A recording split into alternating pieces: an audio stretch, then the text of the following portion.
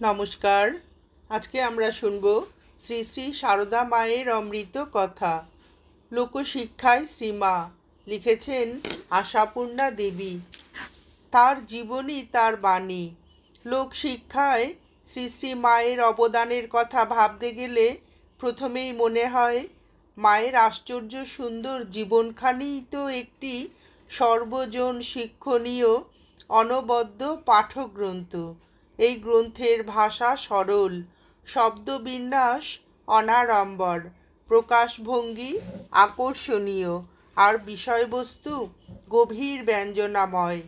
বহু অধ্যায়ে বিভক্ত, সহজের আবরণে আবৃত এই বিস্ময়কর জীবন গ্রন্থখানির ছত্রে ছত্রে বিধৃত রয়েছে সত্যের শিক্ষা, অধ্যাত্ম পথের শিক্ষা, মানবিকতার শিক্ষা, ভালোবাসার শিক্ষা, উদারতার শিক্ষা, ধৈর্যের, সহ্যের, ত্যাগের, ক্ষমার, করুণার, মমতার, আত্মপ্রত্যয়ের, সর্বোপরি সকল অবস্থায় অবিচল থাকার শিক্ষা, দুঃখে অবিচল, সুখে অবিচল, প্রাপ্তিতে অবিচল, অপ্রাপ্তিতে অবিচল। শ্রীমা সারদা দেবীর সমগ্র জীবনখানিতেই অবিচলতার এই আশ্চর্য প্রকাশ। যদিও মনে হয় যিনি গুণাতীতা পরমা প্রকৃতি বলেই গৃহীত, তার চরিত্রগুণের বর্ণনা করতে যাওয়ার চেষ্টা বাহুল্য চেষ্টা নয় কি? সাধ্যই বা কতটুকু? তবু সাধ্য না থাকলেও প্রয়োজন আছে। মাতৃনাম আলোচনায় আমরা ধন্য হই, পবিত্র হই, আর তা থেকে যদি এতটুকুও শুভ প্রেরণা আসে, সেটাই আমাদের পরম লাভ। যুগ বদলায়, সেই বদলের সঙ্গে সঙ্গে সমাজের চেহারারও বদল ঘটে। চলতি যুগ বিগত যুগের রাজনীতি, আচার আচরণ আঁকড়ে বসে থাকতে পারে না। নতুন ভাবধারার কাছে আত্মসমর্পণ করে বসে, যার ফলে প্রায়শই পুরনো আদর্শ, পুরনো চিন্তা চেতনা, চিরসঞ্চিত সংস্কার ও মূল্যবোধগুলি মূল্য হারায়। কিন্তু মানবিক ধর্মের যে মৌল গুণগুলি মানব চরিত্রের চিরন্তন আদর্শ হিসাবে স্বীকৃত হয়ে আসছে, তার কোনো পরিবর্তন হয় কি? তা হয় না। ত্যাগ, ক্ষমা, সততা, সত্যনিষ্ঠা, দৃঢ়তা, মমতা, সাম্যবোধ, মানবপ্রেম, এইসব গুণগুলি চিরন্তন মর্যাদার ভূমিকায় স্থির থাকে। শ্রীমা সারদা দেবীর অনন্য চরিত্রে এই গুণগুলি পূর্ণ মাত্রায় প্রকাশিত ছিল। তাই লোকজীবনে শ্রী মায়ের আদর্শ একান্ত প্রয়োজনীয়ের ভূমিকায় চির অবিচল থাকবে। সেই আদর্শ দেশকালের গণ্ডি অতিক্রম করে যুগে যুগে বিভ্রান্ত মানুষকে পথ দেখাবে, হতাশ জীবনে আশ্বাসের বাণী বহন করে আনবে। পৃথিবীর একটি পরম প্রয়োজনের মুহূর্তে যুগাবতার ঠাকুর শ্রীরামকৃষ্ণেরও তার লীলা সঙ্গিনী শ্রী শ্রী মা সারদা দেবীর দিব্য আবির্ভাব। ঠাকুরের ইচ্ছায় মা সারদা তার দিব্য সত্তাটিকে লোকচক্ষে আবৃত রাখতে যে জীবনটি গ্রহণ করেছিলেন, আপাত দৃষ্টিতে সেটি যেন সাধারণ এক মানবী মূর্তি। সুখ দুঃখ, ভালো মন্দ, আত্মীয় স্বজন, পারিবারিক জীবনের দায় দায়িত্ব সব কিছু নিয়ে সেই জীবনের প্রকাশ। তার মধ্যে আবার অভাব অনটনের জ্বালাও প্রবল। মায়ের আমাদের এমনও দিন গেছে যখন ভাতের ওপর লবণটাও জোটেনি, তবু কি শান্ত, সংহত, প্রশান্ত, কিছুতেই কিছু এসে যায় না। কারো প্রতি কোনো অভিযোগ নেই, কাউকেও জানান না কোনো অসুবিধার কথা। মানবী হয়েও দেবী, যেন জীবনটাই তার এক গভীর তপস্যা। মা সারদা দেবী স্নেহের আধার, করুণার পারাবার, অনুপম এক মাতৃমূর্তি। একটি শান্ত মাতৃত্বের ভাব তার বাল্যকাল থেকেই। জয়রামবাটিতে একবার প্রচণ্ড দুর্ভিক্ষ, মানুষ অনাহারে মারা যাচ্ছে, সেই সময় বৃত্তে দরিদ্র কিন্তু চিত্তে পরম ঐশ্বর্যবান সারদা জনক রামচন্দ্র মুখোপাধ্যায় তার সংসারের জন্য রক্ষিত সংবৎসরের চাল গোলা উজাড় করে ঢেলে দিলেন ক্ষুধার্তদের জন্য। দলে দলে লোক আসে, ফুরিয়ে যায় খিচুড়ি, আবার চাপে উনানে। খিদের সময় গরম খিচুড়ি লোকেদের খেতে কষ্ট হচ্ছে দেখে বালিকা সারদা দুহাতে পাখা নিয়ে বাতাস করতে থাকেন তাদের। আহা, এত গরম, খাবে কি করে? জোরাক, যে যেখানে তাপদগ্ধ আছে এসে জোরাক, তার কাছে আছে মলয় বাতাসের পাখা, যার বাতাসে বাঁশ আর ঘাস ছাড়া সব কাঠ চন্দন হয়ে যায়। আহা, বাঁশ ও ঘাসের কি তাহলে উদ্ধার হবে না? তাও হবে। মূর্তিমতী সেবা, মূর্তিমতী করুণা এসে দাঁড়িয়েছেন যে মানুষের ঘরের মধ্যে দেবেন তাদের চন্দন করে। প্রদীপের নিচেই অন্ধকার। মায়ের নিকট আত্মীয়জনেরা তার স্বরূপ চিনতে পারে না। ভক্তদের সঙ্গে তাই আত্মীয়দের সব সময় মতের মিল থাকে না, মনান্তর ঘটে। জয়রামবাটিতে গিরিশ ঘোষের সঙ্গে কালীমামার তুমুল তর্ক, মা দেবী কি না এই নিয়ে। কালীমামা চিরদিনই মাকে দিদি বলেই জানেন। দিদির কাছে কত আবদার, কত জাগতিক প্রত্যাশা। হঠাৎ সেই দিদিটি দেবী হয়ে উঠলে তার সহ্য হবে কেন? বলেই বা কী করে? তাই তর্ক তুমুল পর্যায়ে ওঠে, কিন্তু অবশেষে গিরিশবাবুরই জিত। ভীত সন্ত্রস্ত পরাস্ত কালীমামা শরণ নিতে এলেন মা মহাশক্তির কাছে। শ্রীমা তাড়াতাড়ি নিরস্ত করে বলেন, ওরে কালী, আমি তোর সেই দিদি, আজ তুই এ কী করছিস? হাঁপ ছেড়ে বাঁচলেন ভাই। আহ, কি শান্তি! যে যেভাবে শান্তি পায়, কেউ দেবী ভাবে পেয়ে, কেউ দিদি, পিসি, খুড়ি ভাবে পেয়ে, তবু জানে এখানেই পরম শান্তি, পরম স্বস্তি, অগাধ স্নিগ্ধ ছায়া। লোক শিক্ষার্থেই শ্রীমার এই দুই সত্তার ভূমিকার প্রকাশ। দেবী সত্তা আর মানবী সত্তার এক অনায়াস সমন্বয়। সম্পূর্ণ বিপরীতমুখী দুটি ধারাকে কি অসীম শক্তিতে, এমন শান্ত গতিতে সমান্তরাল ধারায় প্রবাহিত করা যায়, তা ভাবতে গেলে স্তব্ধ হয়ে বসে থাকতে হয়, আরও স্তব্ধ হতে হয়। আরও ভয়ঙ্কর বিপরীত দুটি ধারাকে এমনই অবলীলায় বহন করার শক্তি দেখে।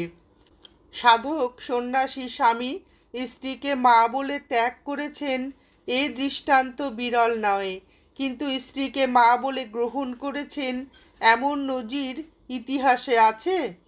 মা বলে গ্রহণ করলেন, মা কালী বলে ফুল চন্দনে পুজো করলেন, অথচ চিরকালীন সংস্কারের উপর এই বিপর্যয়, এই আঘাত মা সারদা দেবী অবিচলিত চিত্তে সইলেন, বইলেন। তারপরও গুণ্ঠনবতী, লোকলোচনের অন্তরালে অবস্থিতা সে গুণ্ঠন উন্মোচিত হয়েছে যখন শত সহস্র ভক্ত সন্তান মা মা বলে কাছে এসে দাঁড়িয়েছে। ঠাকুর তার আরাধ্য কর্মভার দিয়ে গিয়েছিলেন লীলা সঙ্গিনী শ্রীমা সারদার হাতে।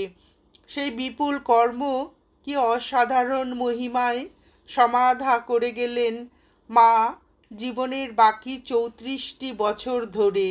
কত শত বিনষ্ট জীবনকে উদ্ধার করলেন, কত শত হাহাকার পীড়িত হৃদয়কে মাতৃ হৃদয়ের আশ্রয় দিলেন, কত শত মেয়েকে দিলেন নারী জীবনের সত্য আদর্শের শিক্ষা, আর কত ব্যাকুল দীক্ষার্থীকে দিলেন বৈরাগ্যের দীক্ষা, কত ঈশ্বর পিপাসু মনকে দিলেন ঈশ্বর সান্নিধ্যের অনির্বচনীয় স্বাদ। মায়ের নিজের ভাড়ারেই তো সেই জিনিস মজুদ। ঠাকুরের আবির্ভাব যদি সর্বধর্ম সমন্বয় সাধনে, তো শ্রী মায়ের আবির্ভাব সর্বকর্মের সমন্বয় সাধনে। মায়ের জীবন দর্শনে যেমন মানুষের ছোট বড় ভেদ নেই, তেমনি কাজেরও ছোট বড় ভেদ নেই, সবেতেই তার প্রসন্ন প্রশান্তি। ভক্তের পুজোয় প্রতিমা রূপেও তার যেমন অকুণ্ঠ আত্মস্থতা, সংসারের সেবিকা রূপেও তেমনই অকুণ্ঠ আত্মস্থতা। যে মুহূর্তে চরণে ভক্তজন নিবেদিত পুষ্পাঞ্জলি দিচ্ছেন, তার পর মুহূর্তেই ছুটছেন সেই ভক্তদেরই আহার আয়োজনের তদবিরে। তাই কি অর্থের সচ্ছলতাই আছে? নেই বলেই পরিশ্রম আরও শতগুণ।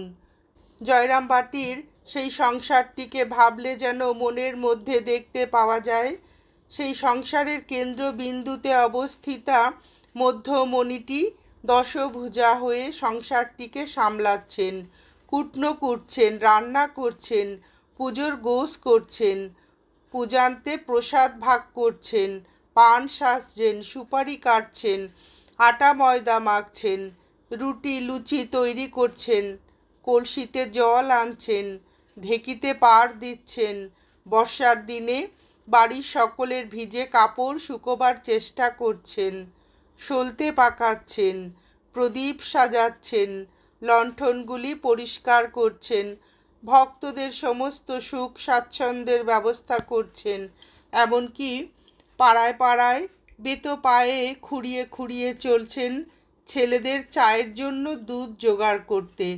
বাড়িতে যে কাজের লোকের এমনই অভাব ছিল তা নয়, তবুও যে কোনো কাজই হোক সীমা সে কাজ আর কারো অপেক্ষায় ফেলে রাখতেন না। চোখের সামনে কাজগুলি আর কারো অপেক্ষায় ফেলে না রেখে নিজে করে ফেলা, এই যে শিক্ষাটুকু সীমার অপার গুণসমুদ্রের মধ্যে এক আঁচলা জল, এইটুকুই যদি আপন অভ্যাসের মধ্যে গ্রহণ করে নিতে পারা যায়, তাহলে সংসারের মানুষ আর মানুষের সংসার ধন্য হয়ে যেতে পারে। কাজ যত তুচ্ছই হোক অথবা বৃহৎই হোক, তার সম্বন্ধে মূল্যবোধ আর তাতে নিষ্ঠা, এই তো কর্মশিক্ষার গোড়ার কথা। ঠাকুর শ্রীমাকে বাল্যে প্রদীপের সলতেটি পর্যন্ত কি করে ভালোভাবে পাকাতে হয় তা শিখিয়েছিলেন। শ্রীমায়ের পটভূমিকাটি হচ্ছে শতাধিক বছর আগের বাংলাদেশ, যখন সেখানে জাতপাত আর ছুতমার্গের অপ্রতিহত প্রতাপ, এমনকি শহর কলকাতাতেও তার যথেষ্ট দাপট। নিষ্ঠাবান শিক্ষিত হিন্দু ব্যক্তিরাও অনেকেই সাহেবের অফিসে চাকরি করায় সারাদিন জলস্পর্শ না করে থাকতেন, বাড়ি ফিরে স্নান করে তবে জল খেতেন। বালিকা বিদ্যালয় কর্তৃপক্ষের সাধ্য সাধনায় মেয়েদের স্কুলে পড়তে দেওয়া হচ্ছে বটে, কিন্তু মেমের স্কুলে পড়ার অপরাধে বেচারিদের স্নান করে অথবা গঙ্গা জলে শুদ্ধ হয়ে তবে ঘরে ওঠার অনুমতি জুটত। অথচ তখন সমাজ মানুষে ভিতরে ভিতরে উঠেছে এক অস্থির আলোড়ন, অন্তঃপুরের আড়ালে জাগছে যেন অবরোধ মুক্তির পিপাসা, আর বাইরে থেকে চিন্তা নায়কদের মধ্যে জাগছে অনড় সমাজের সংস্কারের চিন্তা। তারা ভাবছেন স্ত্রী শিক্ষার ও স্ত্রী স্বাধীনতার প্রয়োজন এসেছে, কিন্তু কোনখানে টানা হবে তার সীমারেখা। ভারতের চিরন্তন ঐতিহ্য তো নষ্ট করা চলে না। সেই চিরন্তন ধারার সঙ্গে পাশ্চাত্য শিক্ষার ভাবধারা যুক্ত করে অন্ধ সংস্কারমুক্ত ভবিষ্যৎ সমাজে মেয়েদের যথার্থ রূপটি কী হওয়া উচিত, এই প্রশ্ন সেই যুগকেও বিক্ষত করেছে। কোনো কোনো অতি আলোকপ্রাপ্তজন আলোকপ্রাপ্তির পরিচয় দিতে মেয়েদের গাউন পরিয়ে খোলা গাড়িতে হাওয়া খাওয়াতে পাঠাচ্ছেন, আর বাকি আলোকহীনের দল সেই অভাবিত হাস্যকর দৃশ্যে চকিত হয়ে বেশি করে পুরনো খুঁটি আঁকড়াতে চাইছেন। এমন একটি দিশেহারা সময়ে মা শারদার আবির্ভাব।